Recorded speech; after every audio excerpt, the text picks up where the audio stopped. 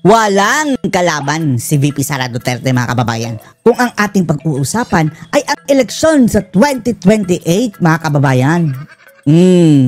Walang viable na kandidato na pwedeng iharap kay VP Sara Duterte. Less than 3 years, mga kababayan, para sa eleksyon 2028. Kaya sama-samang bumangag muli etong mga kalaban ng mga Duterte na ang sabi ng Sastrogando Sasot, mga DDH, mga kababayan. Kung tayo mga DDS, diehard Duterte supporter, sila mga kababayan, DDH, diehard Duterte haters, mga kababayan. O pwede rin natin silang tawaging kakampwet. Kakampwet with bangag, mga kababayan. Kaya, ang bagong pakulo, ang bagong strategy ng mga Duterte haters ngayon, mga kababayan, ay punteryahin ang pagka-vice-presidente. Nang sa gayon, mga kababayan, ay ang kanilang gagawin na lang kung maiupong presidente si VP Sara, ay ipapa-impeach nila. The same old story nung panahon ni Lenny. Kaya nga, mga kababayan, ngayon pa lang, sinisiraan na nila si Bongo dahil napapabalita na si Bongo ang magiging katandem ni VP Sara sa pagka-pangalawang pangulo. Panoorin niyo po, ha. Ito si Rolando Llamas. Ronald Llamas. Kilala niyo yan, sino, mga kababayan? Yung parang tik-tik din, mga kababayan, no, ng akbayan na matutulis ang ngipin kasama ni Percival na napapabalita, mga kababayan, na boyfriend ni Risa Hontiveros ayon kay Winnie Monsod, mga kababayan. Si Ronald Llamas na advisor ni Panot, mga kababayan. Napanot din si Llamas, mga kababayan, na nahulihan ang kanyang sasakyan ng AK-47 at kalaboso din si Llamas, mga kababayan, dahil namili ng pekeng DVD habang siya ay presidential advisor. At ewan na natin kung ano yung mga DVD, mga kababayan. Malamang sa malamang yung mga illegal pa. Okay. Na dating presidential advisor ang political affairs ni Pinoy. Panot. Meron siyang mga reject din, mga kababayan, no? Isipin nyo na lang, ha? Mga advisor ni Panot, mga kababayan, realista. interview. Okay. Meron siyang interview. Ngayon, ang interview niya, anong sabi ni Llamas? Pinag-uusapan nila kung sinong ipanlalaban kay Sara. Okay.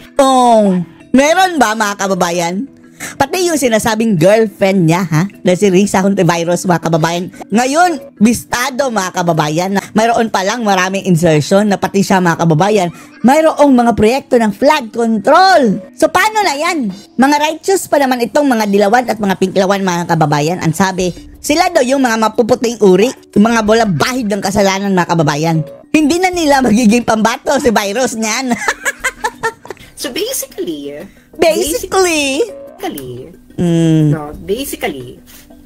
Regal Olivia sa makabilang parlor. Ay, ano natin mga sa makabilang parlor? Regal. Baka mas maganda doon. Niregla, mga kababayan. Bahala na si Regal. Bahala siya sa buhay niya. Ng pakulan. So, ang eksena ng buhay, ganito. Okay, si Rolando Llamas, Ronald Llamas. Basically, is admitting that Sara is a very strong opponent sa 2028. Ngayon na. Sila, mga kababayan, mga dilawan, mga kababayan, aminado na napakalakas si VP Sara Duterte. Pati yung si Luchi Cruz Valdez, mga kababayan, nagsabi, ha, hardcore dilawan to the bones hanggang ngipin, mga kababayan, si Luchi, ha. Nagsabi siya na wala, kung ngayon ang eleksyon talagang mananalo si Sara. Kaya kailangan daw, mga kababayan, doble kayod itong oposisyon para mayroong pamtapat dito kay Sara Duterte sa 2028. Ngayon, ang sinasabi ni Rolando Llamas, kung yung mga, yung sila, okay? Yung kampo ni BBM, kampo ng Kakampeng, kampo ng gusto nila, mga kababayan, sama-sama silang babangag muli. Diyos ko, Lord. Kampo ng CPP-NPA, silang lahat. CPP-NPA? Talagang wala silang laban. Basically, yun ang chika. Okay, yun ang chika. So ngayon, ang recommendation niya is kailangan muna nilang magsama-sama, otherwise a Duterte presidency will be in the bag. Okay. Kahit pa'y magsama-sama sila, mga kababayan, hindi nila kaya si Sara Duterte. Yang si Bangag, hindi yan mananalo, mga kababayan, kung hindi sumama kay VP Sara. Example, mga kababayan, mayroong pambato ang mga Duterte noong 2022. Posible, yun pa ang mananalo, mga kababayan. O worst, kung mahahati ang boto dahil mayroon pang mga nabudol si Bangag, mga kababayan, mahahati ang boto Si Lenny pa ang mananalo siguro. Dahil hindi nahati ang kanilang boto dati eh. Napag-isip-isip nga natin mga kababayan, no? Na sana nga, si Lenny na lang ang nanalo noong 2022. Malamang mga kababayan, sumunod pa yun sa batas. Dahil abogado si Lenny eh. Habang si Bangag ngayon mga kababayan, nag-aasang diktador, wala namang natapos mga kababayan ni college degree. 4-year college, hindi natapos, second year college lang. Nabigyan ng special diploma. Anyway, kulong naman din si Tatay Digong mga kababayan eh. Di ba? In the bag ng 2028. Okay. So ngayon, bibigyan na natin sila ng pangalan. No? Bibigyan na natin silang pangalan. Anong pangalan nila? Okay. Ano ang pangalan nilang lahat? Sila ngayon ang tatawagin nating DDH. DDH? Ang Duterte diehard Duterte haters. Mga haters. Diehard Duterte haters. DDH versus DDS mga kababayan. Or Duterte diehard haters, however you would like to say it. Diehard Duterte haters. Kung may Mga DDS, haters. may diehard Duterte supporters, meron namang DDH. Diehard Duterte haters. Haters. Oh, doon mga kababayan, nagsama-sama ang mga reject ng lipunan. So sila ngayon ang kabilang kampo. Okay. So sino-sino yung mga nandyan na Duterte diehard haters? Yung, kung sino-sino ang nandyan, yung dating kalaban natin mga kababayan, plus itong grupo ng mga bangag, magsama silang lahat ng mga basura, hindi nila kaya mga kababayan si VP Sara. So nandyan, of course, nandiyan na bigla Of course. BBM, ang kampo nila BBM. Dati silang Duterte supporters. Ano na silang Mambubudol. diehard Duterte haters. Haters. Tapos, syempre, nandiyan ang mga yellows na naging Kakampwet. pink. Mm. Andiyan ang akbayan Akbayan na mga aklayan, as usual mga kababayan. party list nila rin sa Tiveros. Nanay Percival. At nandiyan din ang Makabayan Block Makabulok Black. ng CPP-NPA. So basically, sila ang bumubuo ng Ang media. Andyan pa ang media. SAS. Sa lahat ng yan mga kababayan yung mga kalaban ni ng mga Duterte mga kababayan yung sinasabing DDH, ang biggest threat mga kababayan sa mga Duterte dyan, yung media lang naman. Dahil lang titwist sila mga kababayan Sila nga ang dahilan mga kababayan kung bakit nakulong yan si Tatay Digong dahil sa kanilang paulit-ulit na naratiba mga kababayan, mga fake news. Laban kay Tatay Digong, naniwala ang international news. Nakulong si Tatay Digong mga kababayan. diehard Duterte haters. Lahat ng natatakot. Okay? Lahat ng natatakot. Okay? Pagdating ng panahon. Pagdating, mga sindikato, not to mention, mga kriminal, mga drug addict, mga sindikato, mga kawatan, lahat ng mga makasalanan mga kababayan, andun na sa kanila. Yung mga salot sa bayan. Tapos sila natatakot pagdating ng panahon. Ayaw nila ng Duterte dahil kalaban ng mga Duterte ang kriminalidad na gawain ng mga DDH mga kababayan. Duterte diehard haters. Bakit nga ba kayo natatakot pagdating ng panahon? O, ano ba kinakatakot din nyo? Kimi ba? Ikaw ang sakit ng kanilang mga mata. Parang hindi naman ako. Charot. Okay, so ngayon, kanino siyang nagkabilang parlor? Huwag na natin pag-usapan yung mga sumakabilang parlor. Si Regal o Luiba, binabanatan na si Tatay Digong mga kababayan. Sabi ko nga sa inyo, baka sa kabilang parlor, maganda ang pakulot, pakulay. Okay. Hayaan nyo na mga nasa kabilang parlor. Nandito na tayo sa yung parlor na lang natin ang pag-usapan natin. Okay. Dito na lang sa parlor ni Sas. Ngayon, ang eksena ng buhay. Ano? Sila Eksena ng buhay? magkakampi. Ang problema ng mga magkakampi. Etong mga kababayan, di ba dati kakamping? Tapos ngayon mga kababayan, nadagdagan ng mga rallyista, mga akbayan at mga bangag. Ang kakamping dati mga kababayan ngayon, mga kakampwet. Ang problema ng mga magkakampi ng mga Duterte diehard haters is sila rin magkakaaway. Yan mga kababayan, magkakanibalize yan sila. Example, magbiro ang tadhana mga kababayan at walang Duterte na tatakbo. Sila na lang mga kababayan ang mag-aaway dyan. Mga anti-Marcos yan mga kababayan Ngayon sa Marcos kumakapit. Magkakaaway. Alam niyo sa DDS, mga away-away din, di ba? Pero ang away kasi sa DDS, nakasentro kung sino ang tunay na DDS. Ganun lang. Di ba? Ganun lang ang away sa DDS group, kung sino ang tunay na DDS. Pero at the end of the day, DDS silang lahat. Ang away sa DDS mga kababayan. Ano yun? Alam nyo kung ano? May ka-DDS mga kababayan na gusto si Amy at saka may ka-DDS na ayaw si Amy. Pero hindi yan rason mga kababayan para mag-away kayo.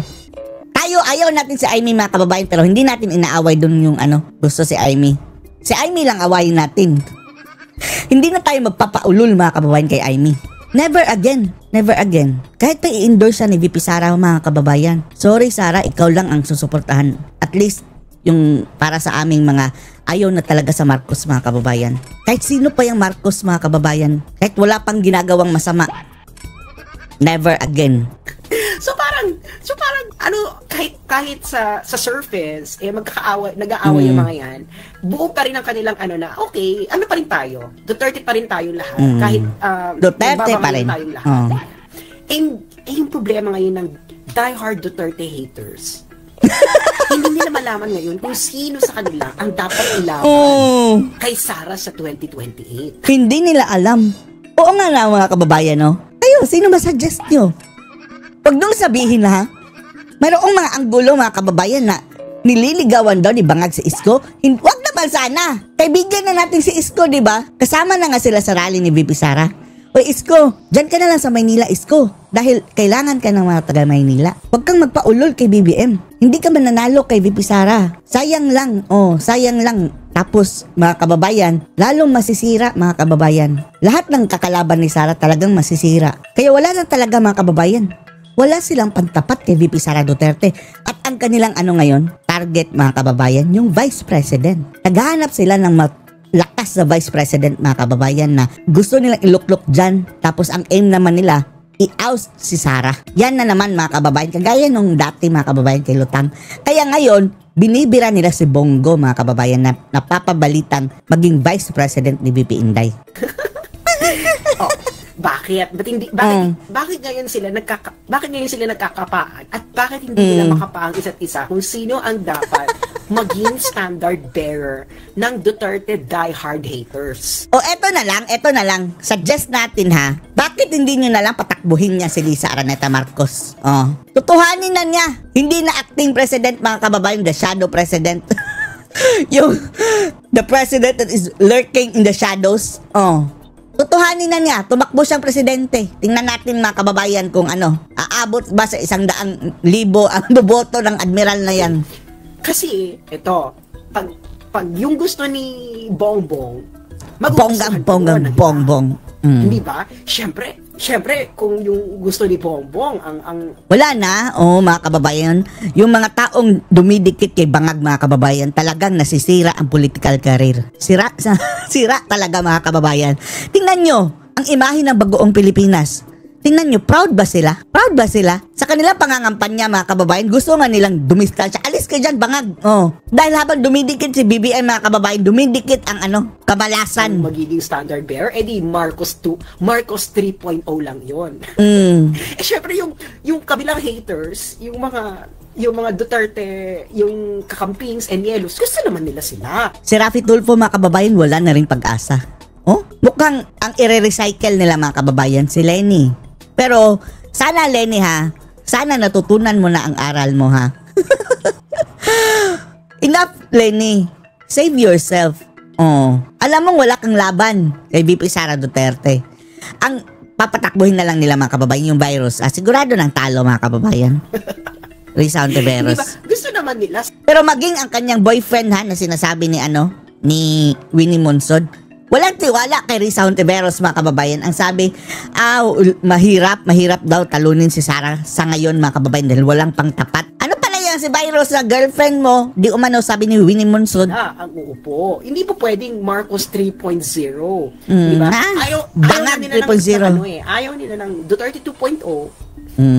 Syempre, magpaplastikan pa ba tayo mga kakampings at yellows? Pag naging standard bearer, kung sino yung gusto ni BBM, di Marcos 3.0. Nag-guess yun na. Ngayon, ito naman BBM camp. Salamat sa mga nagpapadala ng Apollo. Thank you. Ito namang BBM camp. Babangag camp? Syempre, alam naman nila na traidor. Traitor. Na traidor ang kanilang mga kakamping. Pag naupo na yung mga kakamping, at syempre, alam mo, every every government, may dadaanan ka talagang kapalpakan. Okay? May dadaanan ka talagang mga kapalpakan. Traidor ang mga kakamping. O nga, no? Knowing how the yellow Traidor din naman ang mga bangag eh. operate, na isisisi talaga nila sa previous administration yung kapalpakan nangyayari. Kung yellow yung manalo ng 2028, sino sisisihin naman ng yellow pag nakaupo na sila sa 2028? Malamang ang BBM administration. Sila ang previous. Alam mo naman, ibato mo pa yan. Sa Duterte administration ng 2016, masyado nang malayo. Hindi na masyado. Ibabato nila mga kababayan niya. Alam nila maugali ng mga animal aid. Lahat Duterte sisihin. Hindi na masyadong believable. Parang ngayon, di ba? Ang sinisisi ngayon ng ng BBM administration, mga bangag sa kanilang mga kapalpakan ay Duterte admin. Which is pati na nga yung mga kababayan, yung sunog! Exactly. DPWH! Nung papabalita mga kababayan na hahanapan na naman nila ng link na sa Duterte administration para doon isisi. Dahil yung pumutok na computer, may pumutok ba computer mga kababayan? Baka binili daw sa Duterte admin. Yan ang haka-haka lang naman mga kababayan na posible nilang gamitin. ng mga yellows. Naalala niyo nung panahon ni Pinoy, tuwing may nangyayaring kapalpakan sa nangyayari sa kanya, parati niya sinasabi kasalanan ni Gloria. Boy Sisi. Naalala niyo yun? Yung parati na lang si Gloria ang may kasalanan nung panahon ni Pinoy. Okay. Ako na naman ang may kasalanan. Hindi na nila malaman kung sino ang uupo, kung sino ang kanilang papatakbuhin ng Duterte diehard haters. Kakampwet. Ngayon, yung mga DDS, yung mga Duterte diehard Duterte supporters, walang problema. Chill lang tayo. Nag-aantay lang tayo mga kababayan. Di ba? Mag 2028 na. Hindi sila problema dyan. Ang problema lang ng mga DDS ay kung sino sa kanila ang tunay na DDS. Hindi nyo ba napansin? Buti naman mga kababayan, hindi talaga pumatol si Sas dyan mga kababayan, sa away-away ng mga Good job, Sas, good job. Dahil nalilihis tayo mga kababayan Awayan sa DDS, group. Ang awayan sa DDS group ay kung sino ang tunay na Duterte supporter. Walang away kung sino ang patatakbuhin sa 2028. Ang away lang talaga ay kung sino ang tunay na Duterte supporter. Pero, ang problema ng DDH, ng haters, kung sino dapat ang papatakbuhin nila sa 2028. Wala pang manok mga kababayan. Yun yung malaki nilang problema. Kaya, huwag kayong masyadong ma-discourage. Huwag kayong masyadong ma-discourage kung nag-aaway-away yung mga DDS. Kung sino sa kanila ang tunay na Duterte supporters. Ano lang yan? Clash of very huge personalities, Emma Sikip. Alam mo naman tayo, mga fresh tayo, masisikip. Masisikip! Sila, maluluwang na. At dahil fresh tayo at masisikip, tapos puro huge personalities, mag-aaway-aaway talaga yan. Nag-iisa lang makakapasok sa masikip. Okay? So, ayun na nga. Mga virgin, Sas? Hindi na nila malaman kung sino ang kanilang sino sa kanilang patatakbuhin. Si Rizal Ontiveros ba? Or kung sino i-anoint ni Marcos? Anointed by bangag. Diyos ko Lord. Wala talaga mga kababayan. Kung sino i-anoint ni Marcos? Siyempre, ituloy na lang nila ang kanilang plano mga kababayan na si Romualdez. Diyos ko Lord. Hindi naman VOVA. Okay? Hindi naman VOVA si BBM. Lalo na si Mamshi. Si Mamshi ay hindi aanga-anga. So, let's give it to Mamshi. Mamshi is a very cunning lady. Spell cunning. C-U-N-N-I-N-G. Cunning. Tapos mo cunning-can mga kababayan. Tashkan. The Lord. Alam mo, yung si Mamshi, alam niya yung mga karakas ng mga yan. Okay? Karakas ng mga yellows. Siyempre, hindi niya basta-basta kokoronahan yung mga yan. Ang kukunin na nila bilang standard bearer ni Mamshi, siyempre, yung kaya nilang makontrol sa 2028. Sino nga? Wala. Di ba? Ayun, siyempre, ito ba naman mga yellowfin? Magpapakontrol ba itong mga to sa BBM group? Siguro si virus na lang siguro mga kababayan, Ay, Diyos ko Lord. Yung dating anti-Marcos mga kababayan, ngayon ay naging na. Magiging standard bearer? Diyos ko. Siguro sasabihin nila, sige, what a joke kami sa inyo. Pero what a joke. Pura yung mga yellow finks, trust me. Mahabuli nga mga bangag. Lahat ng gobyerno magkakaroon ng palpak. Ang gagawin nila, Sisi kay Bangag. Sisi sa BBM admin. So ngayon, ang laki ng problema nila, Ma'am Shi. Nila BBM at Ma'am Shi. Pop Shi at Ma'am Shi. Anong problema nila? Ang problema nila is, kahit sinong umupo, okay? Kahit sinong umupo, Duterte or galing sa Yellow Fink, they're basically going to be haunted.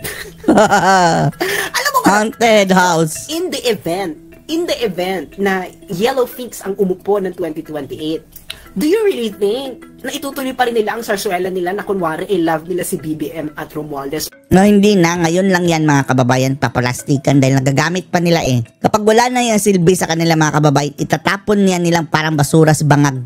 Of course not. Of course not. Siyempre, back to regular programming sila.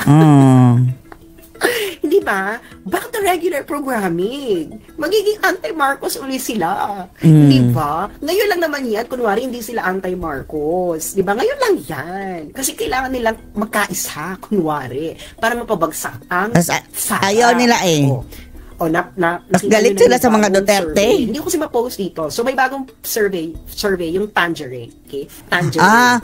Yan, Tangerine pa mga kababayan, parang slightly, hindi nga slightly mga kababayan, parang bias din yan. Lahat naman sila bias mga kababayan, pero yung Okta Research siya talaga full-blown bias. Yung Tangerine mga kababayan, semi-full-blown. Okay, Tangerine, whatever. Tanghere. So ngayon, anong no ginawa limit sa survey? tanghere. Ginawa nila head-to-head. Si Sara at si Lenny, Sara and Lenny for president. Sa vice president, Bongo and Bam. Lampaso yung dalawa. Lampaso si Bam at saka si ano. Lampaso yung dalawa. So, ibig sabihin, si Lenny, yung pinakamalakas na nilang kandidato, if ever, Lampaso Trinidad. So, Lampaso Trinidad. So, Lampaso Trinidad? Siyempre, nahihirapan na sila kay Sara kasi nga kung ano lahat na ginawa aminado na nga aminado mga kababayan sila. Babes. Ay, huwag ka magalit, VP Sara, kung tatawagin ng Sara Babes, ha. Sara Babes. Si VP Sara sa buong buhay ko. Can you imagine? Since 2025 na ngayon, never ko siyang nakita, if ever. Ako mga kababayan, gusto ko talaga makita si Tatay Digong. Wala akong chance talaga. Tatay Digong, makauwi ka na sana, tay. Di baling hindi ko makita si Tatay Digong mga kababayan, sa makauwi na lang. Happy na tayo mga kababayan, makauwi lang si Tatay Digong. Pero nakita in person, hindi. So ngayon, syempre, kailangan nila ng plan B. Okay. Hanggang plan X yan. Sige, plan X nyo. Todo nyo na. Ang plan B nila, kung mahirapan sila na manalong presidente, magpapatakbo na lang sila ng vice for vice president. Kaya nga ngayon, kasi si Bongo. Nila si Bongo. Bongo ang kanilang binibira. Malakas si Bongo eh.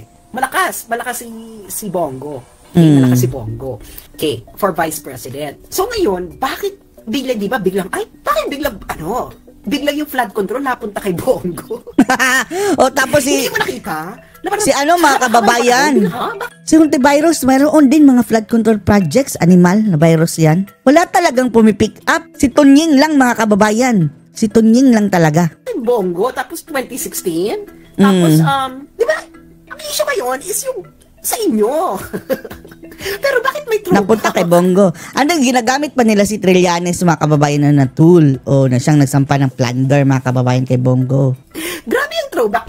Shout out kay Corina. In fairness kay Corina Sanchez. Sa bilyonaryo, naloka rin siya. Can you imagine?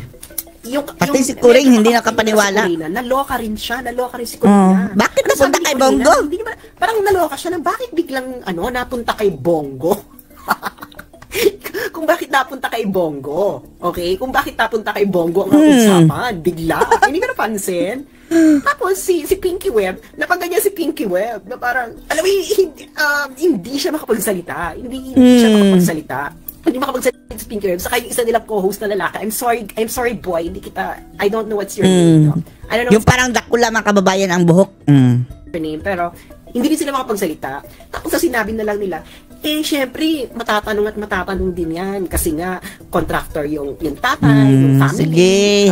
Tapos, meron silang, kontrata sa mga diskaya, ganyan. So, parang, pero si Corina, hindi siya satisfied. Kuring, buti naman, ginamit ni Kuring ang kanyang jutas na kababayan. Kaya kay Maring Corina, rated K. Okay? Rated Corina. Corina. Marimar. Kasi habang asawa ni Marimar Rojas. Si Pinky Web, saka yung co-host na lalaki, nakaganyan si Corina na parang, alam mo yung parang, sige na nga, ganon. Parang ganon, sige na nga. Pero, in fairness sa'yo, Corina. In fairness, kay Corinne. Nakakanino sa iyong mga mukha ang talagang iyong labis na pag-tumbling sa turn-off events. Hindi ba? Biglang, bakit napunta kay Bongo ang flood control? Alam nyo, kasi nga, si Bongo ay number 1 sa pagka-VP. Siyempre, plan B nila yung VP. Okay? Plan B nila yung VP, Vice President. Kung hindi sila manalong presidente sa 2028, sana ang plano nila, masungkit ang Vice Presidency. Kagaya ng tapos, plan B nila ni Lotang, mga kababayan. Kung si Sara ang maging president, basang-basahin natin yung mga ganyang eksena. Diba? Kaya yun, we are not born yesterday. Never lose sight of what is going on. Okay? Siyempre, ibinato nila kay Bongo. Kasi si Bongo ang number 1 sa Vice President. Kasi wala na silang maibato kay Sara. Wala na. Inubos na nila, mga kababayan yun. Wala na. It's over. Napanis na yung confidential fund. Panis. Okay? Napanis na yung confidential fund issue. Hindi ba? So, parang hindi na siya hindi na siya wala na. Kasi ganito, mga friends, no? Ang labanan ngayon is political based. Yung kay Sara, intact yung political base ni VP Sara. Si VP Sara, hindi at mga supporter, mga kababayan, solid. VP Inday, solid ang supporter. Hindi talaga umaalis, mga kababayan. At yung support, genuine. Pag lamputsingan. Lamputsingan? Okay, hindi na kailangan makipaglamputsingan kahit kanino. Ano na siya? Sara Duterte. Ganun na. May face card at may name card. So, may face card na siya, may name card na siya. So, si Sara, hindi niya kailangan makipag-alliance kahit kanino para lang manalo. Okay? It is the sheer force of the siya ang nilalapitan, mga kababayan. Diba? Duterte Magic. Diba? Yung mga mga negosyante, mga kababayan, no, nakita nyo mga negosyante, si VP Sara ang ginawang speaker sa halip na si Bangag. Kawawa, ngagba. Tapos ang mensahe ng mga negosyante kay BBM, puro panunumbat, mga kababayan. Ayusin mo yung trabaho mo, ayusin mong corruption dito. So, pero itong diehard Duterte haters, kailangan nilang magkumpul-kumpulan. Diba? Kumpul-kumpulan kayo! Ang mga diehard Duterte haters. Pero masikip na ang tent, magkakainisan yung mga yan. Magkakainisan yung mga yan, yung mga diehard mga ugali pa naman ng mga animal, mga kababayan. Kasi nila alam, hindi sila magkakasundo. There is no one common candidate that they will all agree on. Ang diehard Duterte haters. Kahit nagpaplastikan lang kayong lahat dyan. Napilitan lang, mga kababayan, na mag-alliance dahil hindi nila kaya si Sara. Hindi. Nagpaplastikan lang ang mga bumubuo ng diehard Duterte haters. Si Vince Dizon for VP as sa BPPM Cup. Para malabo naman si Vince Dizon. Against Bongo. Wala, mga kababayan. Kahit paunahin na ng pangangampanya ngayon, wala. Hindi yan. Wala kang it cannot, you cannot create an overnight sensation. Si Vigo, mahaba ang kanyang experience, no?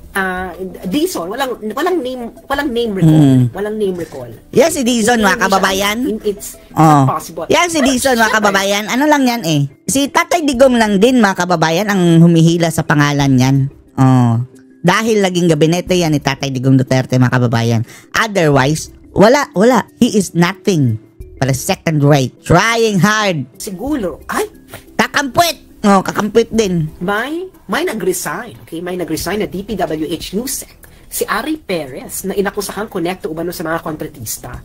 Siyempre, kung hindi nahuli, tuloy ang ligaya. Okay? So ngayon, walang stand-alone bearer ang diehard Duterte haters na pagkakasunduan nilang lahat. Yan ang totoo. Nada. Okay? Siguro ang gagawin nilang strategy, yung tatakbong presidente is anointed ni BBM. Ganun ang gagawin nila. Tapos, ang gagawin na lang ng iba, magpapatakbo sila ng malakas na VP. Yan na naman. The same old story nung panahon ni mga kababayan. Lutang. Para yung president and vice president ay hindi pareho from the Duterte Solid tayo mga kababayan ha.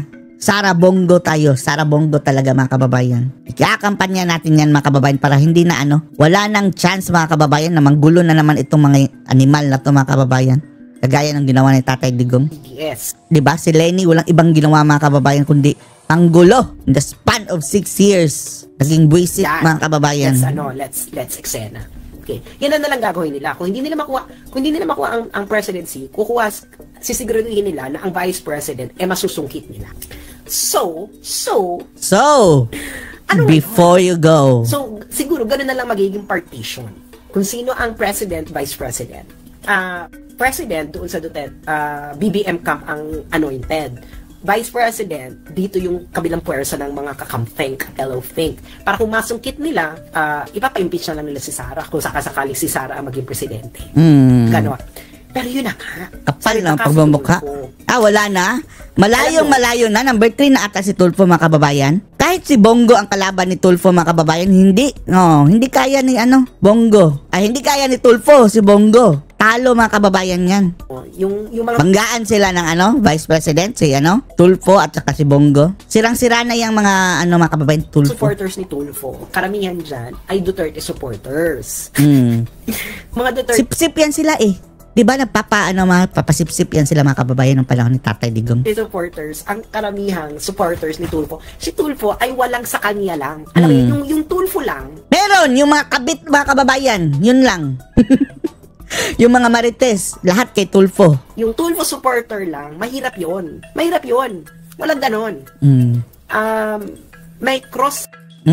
Tapos yung mga kababayan, asawa ni Tulfo ha. Asawa pa lang niya yan mga kababayan ha. 1 billion ang salin. And then napapabalita mga kababayan, di ba? Kasama sila ni Eric Yap. Si Eric Yap mga kababayan na-implicate mga kababayan sa pagdadala ng maleta na mga kababayan, basura na puno ng pera. Bilyones ang halaga. Kasama ni Tulfo, Jocelyn Tulfo mga kababayan sa AXIS. Bilyones din ang salin. Section. Kasi itong Tangerine before, pinapadalan pa niya ako ng mga ng analysis nila ng survey nila Ang nakikita doon, ang nakita ko doon sa pinadala nila before, yung mga supporters ni Tulfo at ni Sara, ni Sara, siya cross section. Okay? Na kung merong in common. Si Sara, lilipat ang botante ni Sara kay Tulfo. Ito yung mga una pa first two years ng mga survey niyan. Ngayon kung hindi tumabay si Tulfo, lilipat kay Sara yung mga botante ni Tulfo for president. Kaya walang Tulfo lang na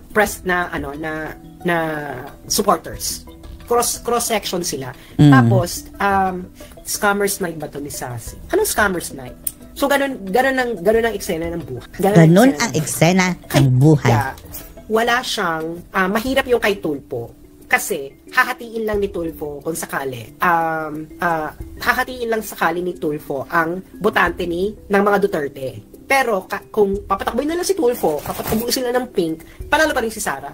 Kasi maliit yung botante ng yellow things.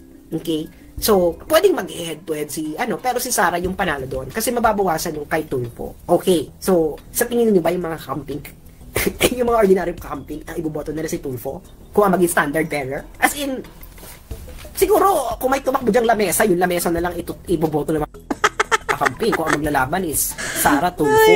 Kung may tumakbo dyang, I don't know, like, kung sino man. So, lalong mahati kasi hindi. Si Bam Aquino mga kababayan ang kanilang duda tayo. Makokontrol ang tao. Hindi makokontrol ang tao. Kung ayaw, totoo lang, ayaw na makakamping kay Tulfo. As simple as that. Hindi ba yung ordinary kakamping? Ayaw nila. So, pag kayo yung mga kakamping thought leaders, pagpipilitan ninyo na kung mahihirapan kayong gustuhin ng mga kakamping si Tulfo. Kasi yung mga supporters ninyo, meron yung red line. Meron yung red line. Hindi yan aanga-anga. Parang dito sa DDS. Sa DDS, hindi sila lahat solve kay Amy Marcos. Oo nga. Kaya kahit hindi ni Sara. Maraming ayaw. Kaya nga number 12 lang si Amy Di ba? Kung yung mga DDS kung ano lang sinabi ni Sara, yun lang mangyayari. Di sana napakataas na ni Amy. Pero hindi nga ganon. So, hindi mo makokontrol yung mga botante. Meron silang silig na ito lang tayo. Ito lang yung base natin. So, kaya yun yung mahihirapan sila kung si Tulfo. Kaya nga wala silang ma-imagine eh. Walang ma-imagine. Yung iniisip nila mga overnight sensation, ganyan. Mahirap yan. Mahirap ang mga overnight sensation. Si Digong lang ang pwedeng bigla na lang umappear at nilampaso lahat. Bakit si Digong? Kasi si Digong, ano siya, alam niya kung ano ang hinaing ng masang Pilipino ni Digong. Duterte speaks the language of the masses. Okay, speaks the language of the masses. If you don't speak the language of the masses, wala ka, tapos ka. Tapos ka sa eksena ng buhay. Nagigets yun na, tapos ka sa eksena ng buhay. So, ayun ang mahirap ngayon ang kalagayan ng diehard Duterte haters. Diehard diba? Duterte haters. Mahirap yung kalagayan ng diehard Duterte haters kasi yung mga thought leaders na mga camping, gusto nila maging tactical. Okay? Gusto nila muna makipaglambutsingan dito kay BBM, kay Romualdez, kay Mamshi, pero yung mga ordinary kakampings, hindi nila naiintindihan yung lambutsingan na yan. Hindi nila naiintindihan yung labutsingan na yan, diba? Kaya, sa 2028, ayun, malakas yung, kung Sarago ang tatakbo, malakas. Sarago. At hindi kaya nung, kung kakamping, mahirapan sila. Yan lakas si Bongo nung, number 1 si Bongo sa Senate race, eh. Sa makatwid, mga kababayan, ang boto ni Senator Bongo is highest in history. Ang laki ng lamang niya, 6 million. Diba? Laki ng lamang niya kay Bam Aquino. So ngayon, tingnan ko kung ano yung latest survey ng Tangeray. Tangeray ba to? Tangeray. Oh, no limit Tangeray. Ganyan. Okay. Tangeray. Okay. Yung sa latest survey ng Tangeray, sabi yung survey nyo. Ang hirap namang hanapin ng survey ng Tangeray. Okay. Nakakaloka, may mga ang Tangeray, meron silang mga pa-eksena. So, ngayon, ang mahirap dito sa diehard Duterte haters, paano nila ngayon papabanguhin si BBM sa 2028? Ay, hindi na. Wala na, mga kababayan. Ang baho lang ni Bibangag. Kiss of death. Kiss of death. Sino man ang i-endorse ni BBM na maging presidente? Wala na, mga kababayan. Wala na. Are now in the point of ang baho. Return. Hindi ba? Si Sara solid ang political base. Ano na yan? Literally, mga kababayan, mabaho si BBM. Oh. Tingnan nyo, nakita nyo yung ngipin ng BBM, mga kababayan. Napakadilaw at saka ang dumi. Pero hindi yan ang baho na tinutukoy natin, mga kababayan. Politically, mabantot na si Ngagva, mga kababayan. Nadagdagan. Diba? Kasi, itong nakakaloka. Kung magsagawa ng snap elections, si Sara ang number 1. Si Sara ang number 1, nakakaloka. Oh, of course. Kinaya nyo yun? Yun ang nakasabi ng Tangeray. Kung magka-election ngayon, aksaya lang sa pera. Aksaya lang ng pera, mga kababayan. Si Sara din ang mananalo. Oh, bakit hindi nila paupiin si Sara, mga kababayan, kung if ever mag-stop election, siya lang naman din ang mananalo? Sara pa rin ang panalo. Tapos, ito, snap election, top senatorial candidates. Can you imagine the top senatorial candidates? Of course, Vico Soto, no? Tapos, 2 Duterte. Pwede rin si Vico, mga kababayan, pero hindi pa siya, qualified sa edad. Pwede rin yan ang kukunin ng kakamping kapag, mga kababayan. Ready na yan si Vico. Yan ang pambato ng kakamping. Kaya nga lang, mga kababayan, parang, biglang, parang naiba ang pananaw ng mga tao kay Vico Soto, mga kababayan, nung yung sumali-sali yan sa issue ng flood control dahil tungkol doon, ayawan na natin, mga kababayan, parang bumantot, mga kababayan, dahil sa kanyang tito pala. Na si Tuta, mga kababayan. Tuta Soto. Basti Duterte, number 4. Paulo Duterte, number 5 sa pagkasenador. So, tapos, yung presidential survey. Nasaan ba yung presidential survey? Nakakaloka yung Tangeray, parang survey firm siya, pero nagpo-post siya ng mga meme ba. Ay, maraming salamat sa nagpapadala ng mga apuloy. Thank you. So, thank you. Asa na ba yung nakakaloka yung Tangeray? Wala na. Parang ang lamang noon ay parang 20% ang lamang ni Ateng Sara. Ni Ateng Sara kay Lenny. Okay. So, ang layo, no? Yung eksaktong survey result. Sara Marcoleta. Eksaktong survey result. Hanapin natin. Pwede rin Sara Marcoleta. Pwede rin yan. Actually, maraming options. Oo, mga kababayan, pwede din Sara Marcoleta. Options ang DDS. Maraming options ang DDS. At ang mga bangag, mga kababayan, wala nang option. Okay, hindi ang pinag-aawayan lang talaga ng mga DDS kung sino talaga ang tunay na Duterte supporters.